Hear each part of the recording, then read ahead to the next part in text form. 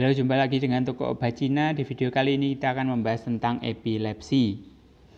Definisi epilepsi adalah gangguan pada pola aktivitas listrik otak saraf. Dapat terjadi karena kelainan pada jaringan otak, ketidakseimbangan zat kimia di dalam otak, atau kombinasi dari beberapa faktor penyebab tersebut. Nah, epilepsi bisa terjadi pada semua usia, semua jenis kelamin baik wanita maupun pria. Nah, gangguan sistem saraf pusat akibat pola aktivitas listrik otak yang tidak normal akan menimbulkan keluhan kejang, sensasi dan perilaku yang tidak biasa, bahkan bisa berakibat hilang kesadaran. Nah, epilepsi ini merupakan penyakit saraf yang paling banyak terjadi. Berdasarkan data WHO pada tahun 2018, ada sekitar 50 juta penduduk dunia yang mengalami epilepsi. Nah, gejala epilepsi, ada kejang berulang. Nah, karakteristik kejang juga bervariasi dan tergantung pada bagian otak yang terganggu. Ada dua jenis kejang umum dan kejang parsial. Kejang umum ini terjadi pada seluruh bagian otak dan menimbulkan gejala di sekujur tubuh. Kalau kejang parsial atau vokal, ini otak yang mengalami gangguan hanya sebagian saja. Tidak semuanya seperti kejang umum. Nah, jenis kejang umum ada kejang tonik-klonik. Ini yang paling sering terjadi. Jadi ada dua tahap.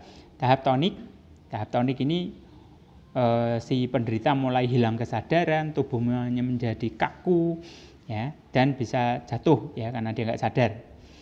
Nah, tahap klonik ini anggota tubuh kelojotan, kemudian kehilangan kendali atas BAB dan kencingnya, lidah tergigit, serta sulit bernafas. Nah, biasanya berhenti setelah beberapa menit. Sesudah itu, penderita merasa pusing, bingung, lelah, dan sulit mengingat apa yang sudah terjadi karena dia pingsan.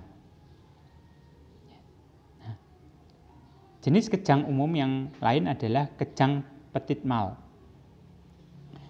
Sering terjadi pada anak-anak yang ditandai dengan memandang dengan tatapan kosong atau melakukan gerakan tubuh yang halus seperti mata berkedip atau mengecap bibir. Kejang ini menimbulkan kehilangan kesadaran yang singkat. Ada kejang tonik. Nah, kejang ini membuat semua otot kaku, seperti kejang tonik-klonik tahap pertama, sehingga keseimbangan tubuh bisa hilang dan tubuh bisa jatuh. Kejang ini akan mempengaruhi otot punggung, lengan, dan tungkai. Kejang atonik. Nah, kejang ini membuat seluruh otot tubuh mengendur dan kehilangan kendali sehingga tubuh bisa jatuh.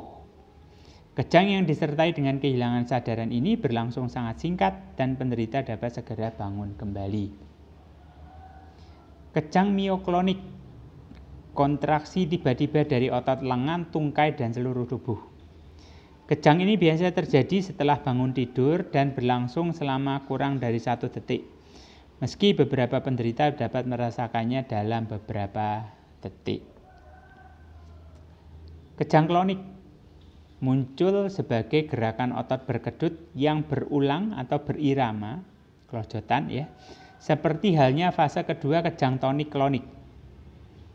Kendati demikian, otot tidak menjadi kaku pada awalnya. Nah, kejang jenis ini terjadi pada otot leher, wajah, dan lengan. Kejang parsial sederhana terkadang hanya sebuah tanda bahwa kejang tipe lain akan muncul. Nah, kejang parsial sederhana terjadi dalam kondisi sadar dengan gejala timbul perasaan aneh yang sulit digambarkan, mencium atau merasakan sesuatu yang tidak biasa. Lengan dan tungkai terasa kesemutan, perasaan gembira yang muncul seketika, bagian tubuh seperti tangan menjadi kaku atau berkedut, pusing, mata seperti melihat kelipan cahaya. Nah, kejang parsial kompleks Ya. Kejang ini muncul dari lobus temporal dan dapat menurunkan kesadaran. Gejala yang muncul ya, memandang dengan tatapan kosong, tidak merespon keadaan di sekeliling, serta melakukan gerakan secara berulang seperti menggosok-gosok tangan, menelan atau berputar-putar. Nah, ada yang namanya status epileptikus. Nah, ini kondisi kejang dari epilepsi yang terparah, kejang yang berlangsung lama atau berulang-ulang, ya. Dan kesadaran penderita juga tidak pulih di antara waktu kejang tersebut. Nah, kondisi ini bahaya, ya, gawat darurat dan butuh penanganan medis secepatnya, apalagi kalau disertai dengan demam tinggi dan kejangnya berlangsung lebih dari 5 menit. Bahayanya luar biasa. Nah, kondisi gawat darurat dan butuh penanganan medis ini harus diperhatikan ya, apalagi kalau mengalami kejang kedua tidak lama setelah kejang pertama. Mengalami luka-luka di tubuh saat terjadi kejang, tidak sadar atau tidak bernapas pasca kejang berhenti. Apalagi kalau ibu hamil, ya itu lebih berbahaya sekali ke janinnya. Dan mereka yang menderita diabetes. Nah, penyebab epilepsi, ya, kejang epilepsi dipicu oleh stres, kelelahan, atau konsumsi obat. Berdasarkan penyebabnya, epilepsi digolongkan menjadi epilepsi idiopatik, yaitu epilepsi yang penyebabnya tidak diketahui, atau yang kedua, epilepsi simptomatik. Jadi epilepsi yang terjadi akibat suatu penyakit yang menyebabkan kerusakan pada otak. Bisa juga terjadi benturan ya.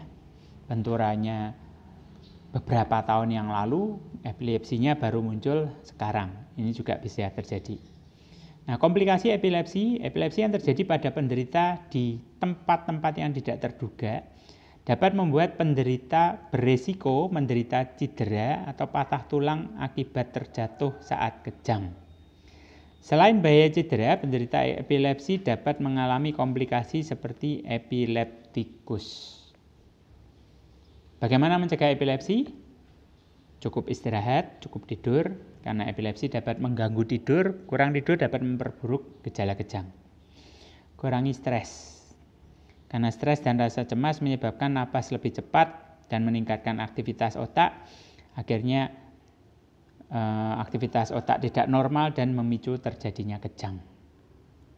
Solusi herbal yang bisa dilakukan adalah memperbaiki kinerja sel saraf.